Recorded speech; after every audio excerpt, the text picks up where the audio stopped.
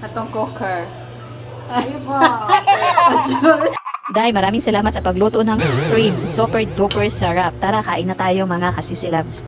Magandang good afternoon mga kasisilab. Nilagay ko na lahat ang sibuyas at ang bawang. At isusunod naman natin paglagay ang ating shrimp. At mekos-mekos lang po natin ulit ng pagka very light at lalagyan natin ng magic sarap. Ang magic sarap ang nagpapasarap ng ating shrimp. Kaya mekos-mekos lang po natin ng pagka very light. At nilagyan na pala natin ng pamintang durog katulad ng puso mong turog na durog. At ating takpan. At balikan po natin ang ating niluto at buksan natin at lalagyan natin ng konting tubig at takpan natin ulit at pakuluan ng konti at lalagyan natin ng UFC ketchup. Wow! Ang UFC ketchup na nilalagay natin, yun ang napadagdag ng sarap ng ating sauce, ng ating shrimp.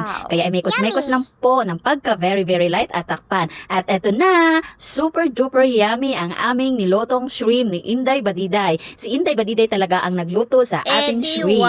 Kaya sa susunod mga kasisilab, ako na ang magluluto at alam ko na kung paano pagluto ng shrimp. At ito na, kakain muna kami. Maraming salamat. Thank you for watching everyone.